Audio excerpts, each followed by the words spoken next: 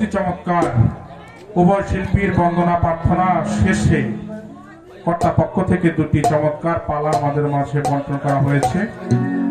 আজকের পালা হচ্ছে গুরু এবং ভক্ত। আমি অথম অমিত সরকারকে ভক্তের জায়গায় রেখে ফকির সুমন সরকারকে গুরু দায়িত্ব দেওয়া হয়েছে। আসলে বাবা,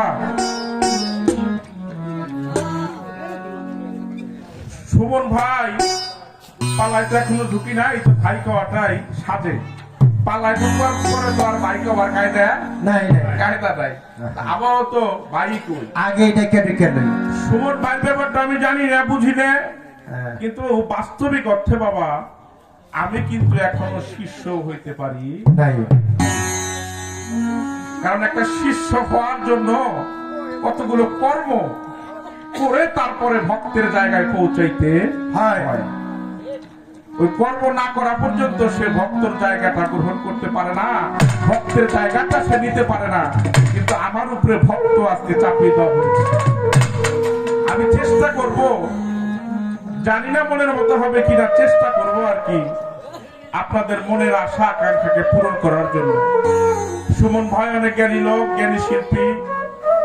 যেহেতু উনি আমাদের ফরিদপুরে না সারা বাংলাদেশের গর্ব ফকির আবুল সরকারের সন্তান, যাকে আমি অনুকরণ করি। আমার কাছে অনেকগুলো ভালো লাগার শিল্পীর মধ্যে একজন শিল্পী হচ্ছে ফরিদপুরের ফকির আবুল সরকার সাহেব। তার একজন ভক্ত বা তার একজন ছাত্র। আমরা আশা করব গুরু ভক্তের পালা আজকে এমন হবে যাতে আপনারা এখান থেকে কোনো কিছু সংগ্রহ করে নিতে পারেন। আমার এক বড় ভাই, আমার নিজাম বাবার আওলাদ বাবা, ব্যাপার হচ্ছে কি, যেই বান্ধে যা থাকে কাজ করলে তাই পরে, যেই বান্ধে শরবত থাকে কাজ করলে শরবত পরে, আর যেই বান্ধে পেশাব থাকে কাজ করলে পেশাবই পরে। আমার দাদা ভাই উঠে বলতেছে আপনারা এমন জায়গা থেকে গানটা শুরু করবেন, স্কুল লেভেল তো নাই, ইউনিভার্সিটি লেভেলও না, তারও ঊর্ধ্ব থেকে আপনারা গান শুরু করবেন। তার মানে এই জায়গাটা তারা পেরিয়ে চলে আসছে। তাহলে এই জায়গায় এরকম কিছু কথাই আগামীতে হতে যাচ্ছে, যেটা আপনারা যদি অন্তঃকরণে সেট করতে পারেন তাহলে পরিপূর্ণ মানুষ এখান থেকে হয়ে যাইতে পারেন। কারণ বাবা, আমার গুরু একটা কথা বলতেন যে ওই জেলে যখন ঝাঁকি জাল দিয়ে মাছ খাওয়ায়, নদীর পাড়ে গিয়ে যখন মাছ খাওয়ায়, প্রত্যেকটা খাওয়ায় কিন্তু বাবা মাছ ওঠে না, কিছু ছাতা পাতা ওঠে, শামুক ওঠে, ব্যাং চ্যাং ওঠে, আর কিছু মাছও কিন্তু মাঝে মাঝে ওঠে। ওই জেলে তখন জালটাকে কাঁচাইয়া শামুক পাতাগুলোকে ফালাই দিয়া তুই একটা মাছ যেটা পায়, ওই মাছটা তার খালের ভিতরে নিয়ে রাখে কিনা বাবা। আমরা আজকে দুটি শিল্পী সারা রাত্র ধরে আপনাদের মাঝে গান গাবো। আমাদের সব গান আপনাদের নেওয়ার প্রয়োজন নাই। যদি কিছু কিছু গানের ভিতরে আপনারা দু একটা মূল্যবান সম্পদ পান, ওটা যদি আপনার অন্তঃকরণে সেট করতে পারেন, আপনি যদি আপনার দেহ খালের ভিতরে ভরাইতে পারেন, তাহলে এখান থেকেও পরিপূর্ণ মানুষ করতে হয়ে যেতে। সেদিকে খেয়াল করে আজকে আমার গুরুর দায়িত্বে তাকে বসানো হয়েছে। আমার মুর্শিদ মাওলাকে তার মধ্যে ছেদ করে, তার মধ্যে প্রতিষ্ঠিত করে আমি আমার কর্তব্য কাজের দিকে যাব। আমি আগেই তার চরণে একটি ভক্তি দিয়ে আমি আমার কর্তব্য কাজ শুরু করব।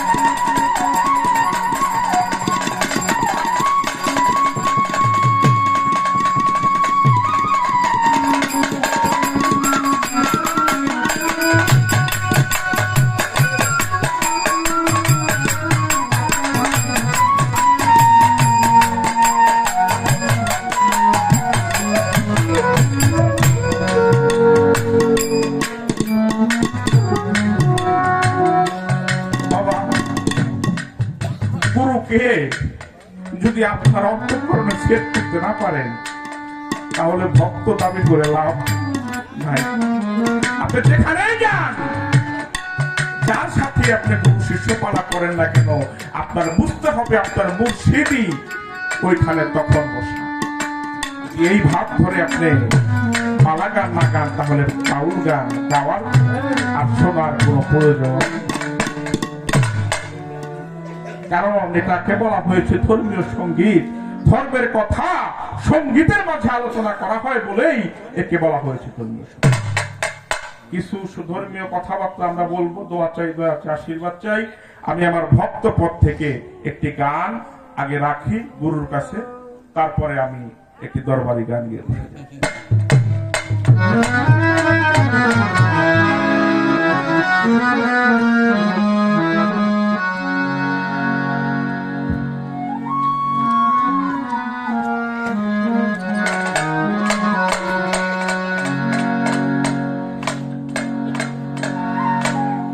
বাবা। অনেকে বলতে পারেন গুরু ভক্ত পালা, গুরুর কাছে কোনো জিজ্ঞাসা করা যায় না, কারণ আমরা গুরুর কাছে জিজ্ঞাসা করি না, ওই সময়টা সুযোগটাও আমরা পাই না।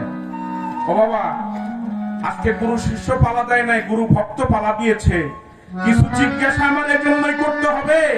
আমার গুরু, তিনি আমাকে যতবার বুঝিয়েছেন আমার ততবারই ভালো লেগেছে। আল্লাহর হাবিব জনাবে মুহাম্মদ রাসূলুল্লাহ সাল্লাল্লাহু আলাইহি সাল্লাম বলেন, কেউ যদি তোমাদের কাছে কোন ধর্মীয় আলোচনা করে, আল্লাহ এবং আল্লাহ রাসূল আলোচনা করে, তোমরা এমন ভাবে শোনো, প্রথমে যেই ভাবে মনোযোগ দিয়ে শুনেছিলে তোমরা তদ্রূপ ভাবে ওইভাবেই একতক্ষণ মনোযোগ দিয়ে শোনো। তার মানে কি? গুরু বাক্য এত মিঠা লাগে বাবা, যতই শুনি ততই শুনবার মন চায় নাকি? আমার গুরু আমাকে অনেক বুঝিয়েছে, অনেক শুনিয়েছে, কিন্তু তারপরেও তার মুখ থেকে যখন আমি আবার শুনবো, আমার এই অন্তঃকরণে গুরু প্রেমটা আরো বেশি হবে।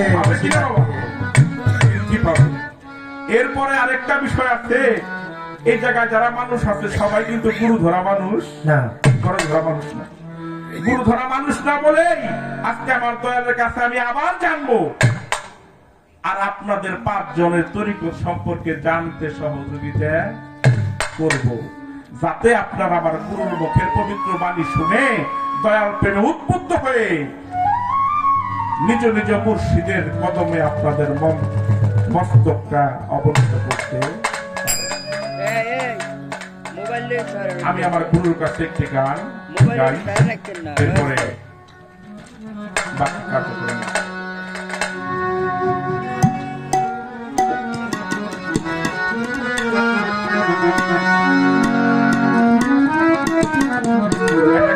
প্রশ্নবোধক একটি গান রাখি। এই গানটা ঝিক্কা শরীফের একটি কালাম আপনাদের মাঝে আমি রাখি।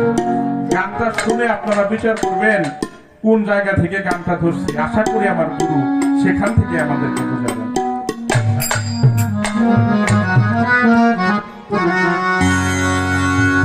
বাবা পঞ্চমুখে কথা বলে, সাতটি সন্তান গর্ভেতে,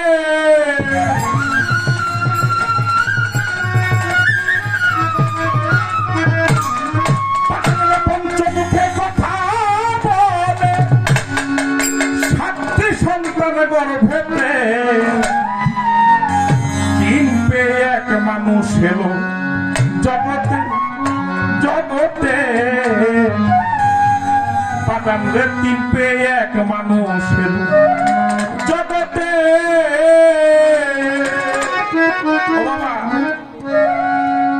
পঞ্চমুখে কথা বলে, 7টি সন্তান গর্ভেতে, 3 পেয়ে 1 মানুষ এলো জগতে।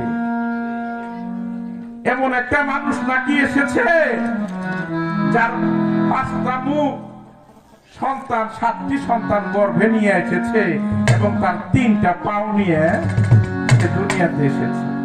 এটা একটু জানবার বুঝবার বিষয় না বাবা? এই মানুষটা কে, কি, কোন ধরনের, এটা একটু জানবার বুঝবার বিষয় তো নাকি? কারণ আমরা তো জানি 2টা পাও নিয়েও মানুষ আসে নাকি, 3টা পাও দেখছেন কোথাও, কিন্তু গানের ভিতরে সাধক বলতেছে পঞ্চমুখে কথা বলে 5টি সন্তান গর্ভেতে 3 পেয়ে এক মানুষ এলো জগতে। আমার দয়াল এই উল্টা কথাটা একটু ভাও করে দেবে এই তাকে পঞ্চমুখে কথা বলে 5টি সন্তান গর্ভেতে পঞ্চমুখে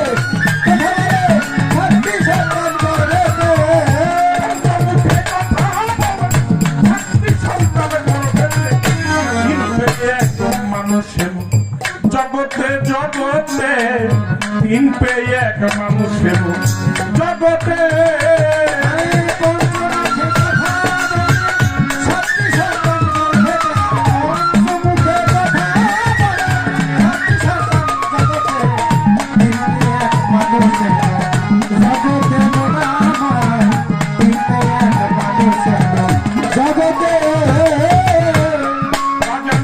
কি বলবো তার রূপের বাহার 40 জন ভাই বেড়াতাম তাও তার ভেবে থাকে থাকে না সে দূরে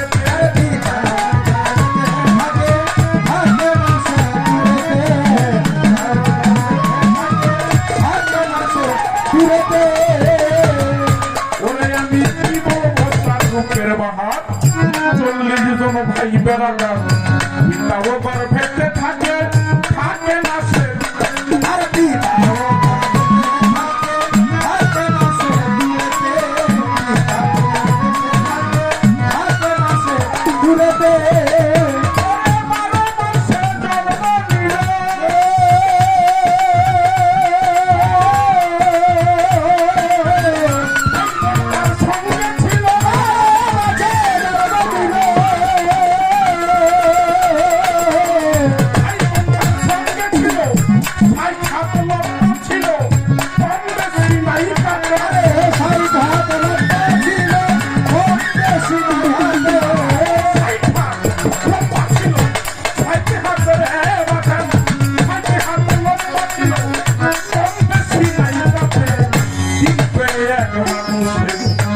জগতে জগতে 3 পেয়ে এক মানুষের জগতে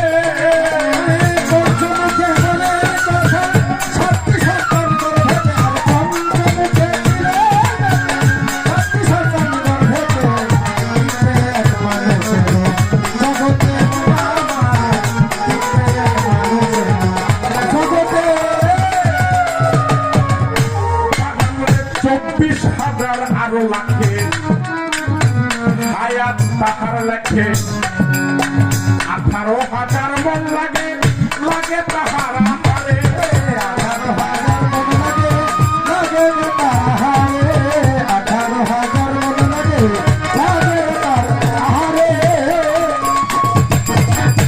ওরে বাজান 24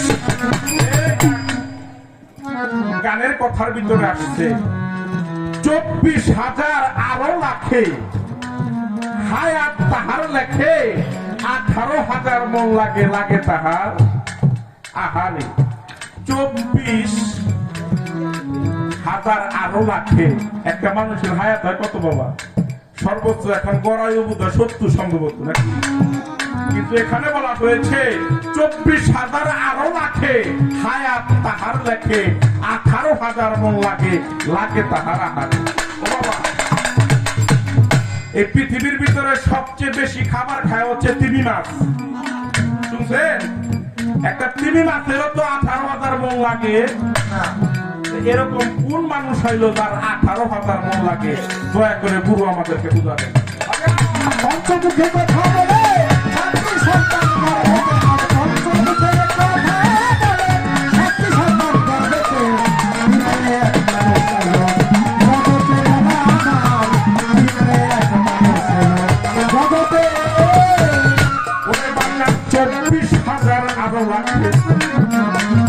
হায়াত তাহার লেখে 18,000 মন লাগে লাগে তাহার আহারে 18,000 মন লাগে লাগে তাহার আহারে 18,000 মন লাগে লাগে তাহার আহারে প্রভু তাহার মন ভরে না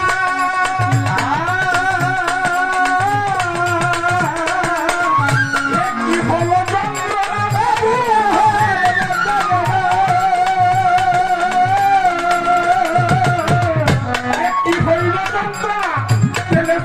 খুঁজিয়া পাই তাই সব মিলে জমেতে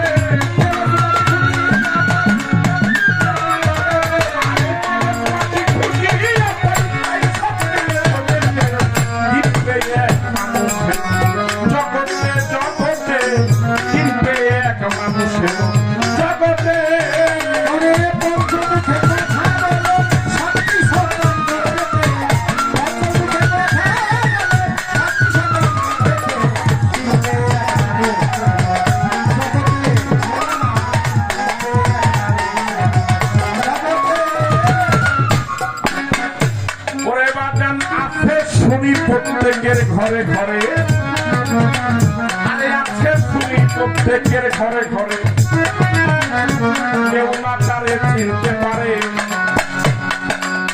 সত্যগুরু হইলে পরে বিবাহ যায় আমারে সত্যগুরু হইলে পরে বিবাহ আমারে সত্যগুরু হইলে পরে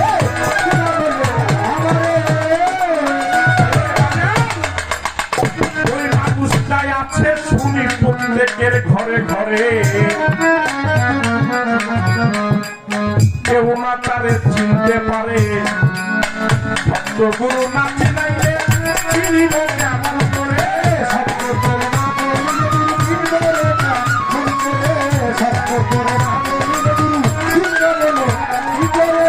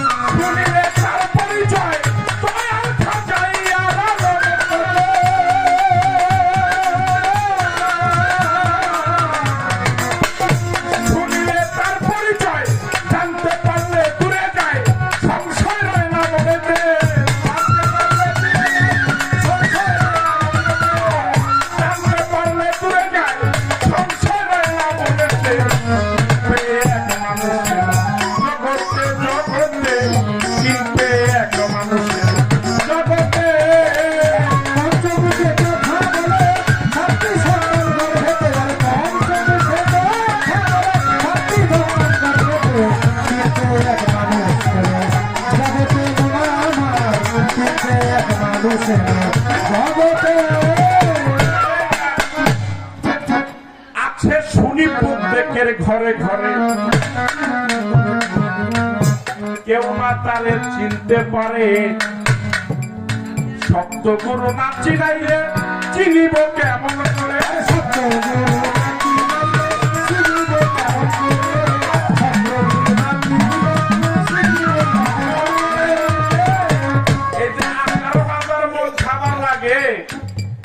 আর হায়াত লেখে 24,000 আর রাখে এই মানুষটা নাকি প্রত্যেকের ঘরে ঘরে আছে এটা কি জানবার বুঝবার বিষয় না বাবা এরকম একটা মানুষ প্রত্যেকের ঘরে ঘরে আছে কিন্তু আমরা চিনি না আজকে দয়াল গুরু কিবা যদি হয় তাহলে আমাদেরকে বলে দিবি আমার আগে পরে বলছে আমাদের বলছে কিন্তু আমরা কোনো কথা হয় নাই কারণ আমাদের যদি না করতো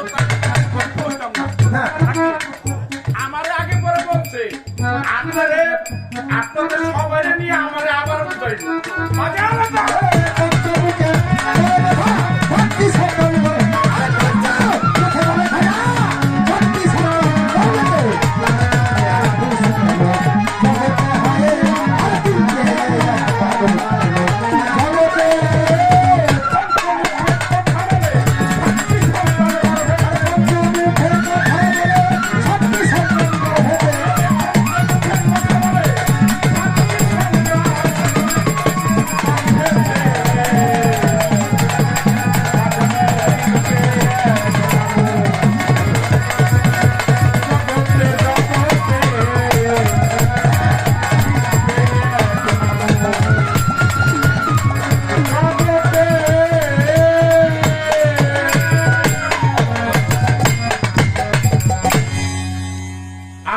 আমাদের এই প্রশ্নের জবাব প্রশ্ন না আসলে দয়ালের কাছে তো চাওয়া যায় না কিছু যদি দয়া করিয়ে দেয় রাখার মান্য বিষয় পাওয়া ও দয়াল আপনার কাছে আমি জানতে চাই শুধু প্রশ্ন না আপনি করলে কর না করলে না কর আপনার ইচ্ছা স্বাধীন আমি তারপরও আপনার চরণ ধরেই থাকবো আমার দয়াল তো আমি চিনি না ঠিক আছে কোক না করলে না কোক ধৈর্যশীল মানুষ আমি আমার দয়ালের প্রতি না খোস না তবে দয়াল যদি একটু সবার কইয়া দেন তাইলে আপনার প্রতি এখন সবার একটু ভক্তি বিশ্বাস থাকে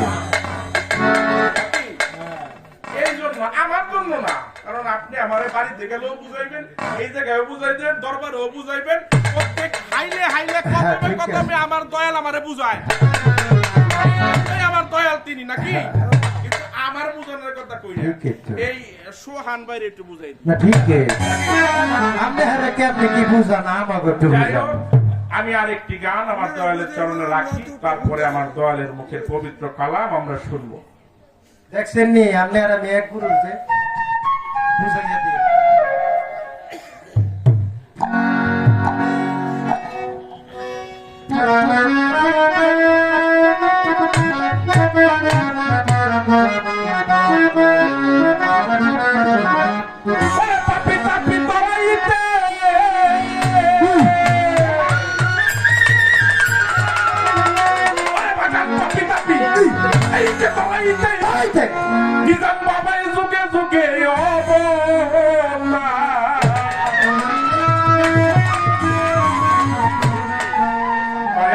মুর্শিদা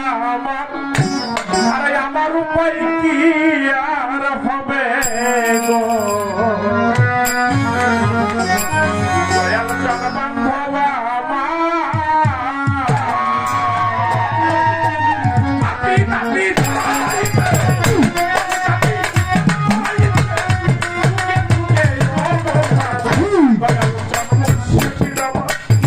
আমার উপায় কি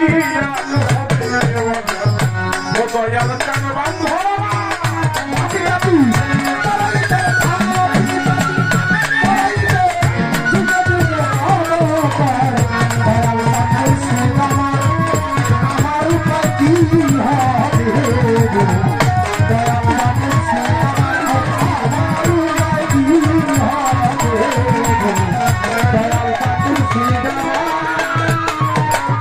দয়াল আমি নাম শুনেছি রহিম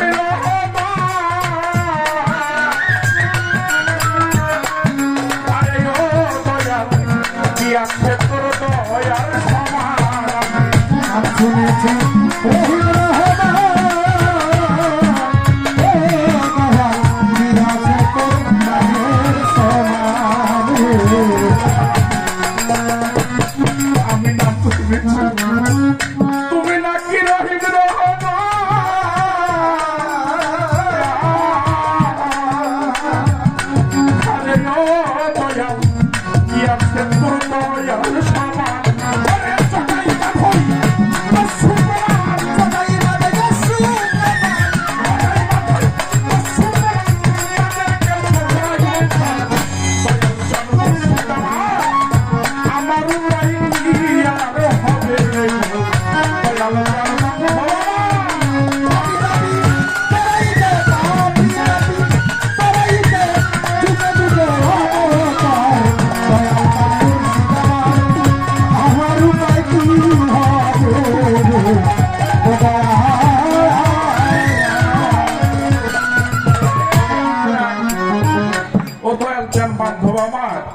আমার উপায় কি আর হবে তুমি যদি আমাকে দয়া না করো তাহলে তো আমি এই দুনিয়াতেও ঠকের আসামি হয়ে গেলাম আর পরপারেও ঠকের আসামি হয়েছে দয়াল শুনি তুমি নাকি সকলকে দয়া করো তুমি তোমার দয়া আমার ব্যতীত দয়ার নজরে তাকাইও আমি কেন তোমার দয়া ব্যতীত বঞ্চিত না কারণ আমার দয়াল যদি দয়া করে দয়ালের দয়ায় আমি একুল সেকুল করাইতে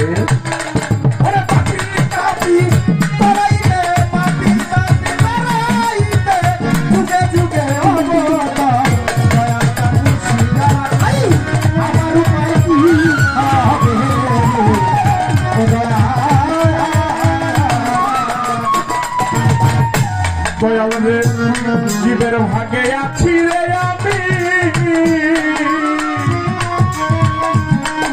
আরে ও বন্ধু পরমে রইয়াছ তুমি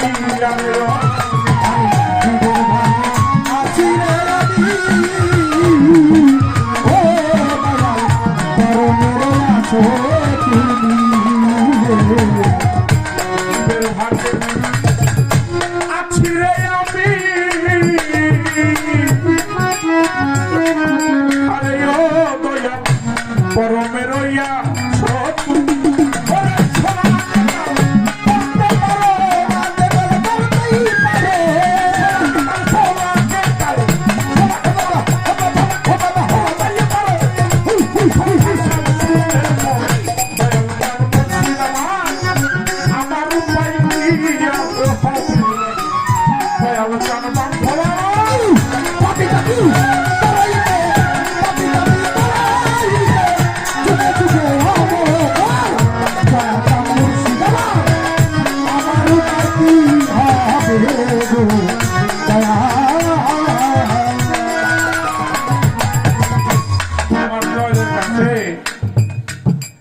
একটা গানের মাধ্যমে কিছু প্রশ্ন না আসলে একটা উল্টা কথা একটু আমাদেরকে সোজা করে আমার দয়াল বলবে।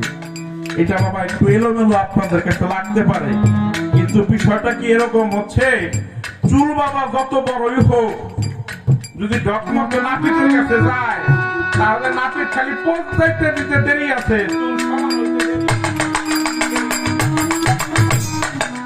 আমার দয়াল তো দয়ালটা তো আমার, আমি তো চিনি আমার দয়াল কোন জায়গার লোক, কোন স্তরের লোক, কতটা জ্ঞান কতটা তালিম তথাও সে পরিপূর্ণতা আমি জানি। আমি যত এলোমেলো করে প্রশ্ন করি না কেন, তাই না কেন, আমার দয়াল শুধু একটা পোজ দিব, দেখবেন সব পানির মতো পরিষ্কার হইয়া নাকি বাবা। দয়ালের কাছে যেহেতু দয়াল এখানে হাজির নাজির পাইছি, আর একটু বিষয় আমার দয়ালের কাছে জানার আছে, আপনারা যদি অনুমতি দেন তাহলে জানবো। ও দয়াল, আমি শুনেছি যা নাকি আছে বিশ্ব ব্রহ্মাণ্ডে তাই নাকি আছে মানব ব্রহ্মাণ্ডে। ও দয়াল, আমি যে আপনার কাছে আসছি, আপনার কাছে আসছি, আপনার চরণকে আমার বুকে ধারণ করেছি। ও দয়াল, আমি একটু জানতে চাই, যা নাকি বিশ্ব ব্রহ্মাণ্ডে আছে তাই যদি মানব ভাণ্ডে থেকে থাকে, তাহলে আমি বিশ্ব ব্রহ্মাণ্ডের চন্দ্র এবং সূর্য দেখতে পাই। আমি মানব ভাণ্ডের চন্দ্র সূর্য দেখতে আপনার কাছে আবার চাই। ওই যে প্রথমেই বলছিলাম, আমাকে আপনি শতবার বলছেন, শতবার বুঝাইছেন, আমি আবার শুনতে আগ্রহী, কারণ আমার দয়ালের মুখের পবিত্র কালাম যখন আমার কানে আসবে তখন আমার হৃদয়টা শীতল হয়ে যাবে। আপনি আমাকে বলেছেন, আপনি আবারও বলবেন, কারণ আমার মাধ্যমে যেন এই তরিকতের মানুষগুলো কিছু বুঝে পায়। আমি জানতে চাই এই মানব দেহের চন্দ্র সূর্য কোথায়, আর এই পৃথিবীর চন্দ্র সূর্য অস্ত যায় এবং উদিত হয়। আমার জানার বিষয়, মানব দেহের চন্দ্র সূর্য কি অস্ত এবং উদিত যায়? আর একটু জানার ব্যাপার হচ্ছে দয়াল,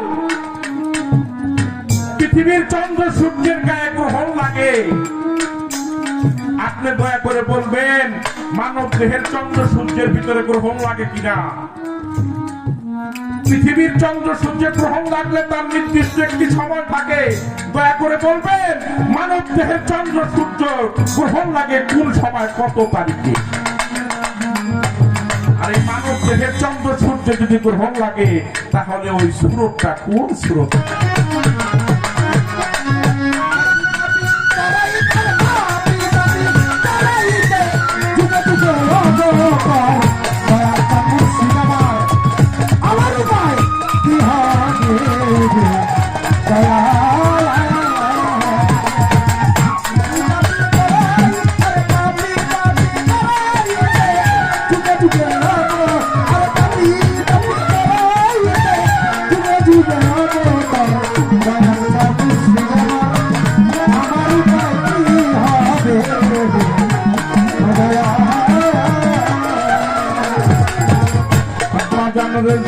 ভাগে আছি রে আমি,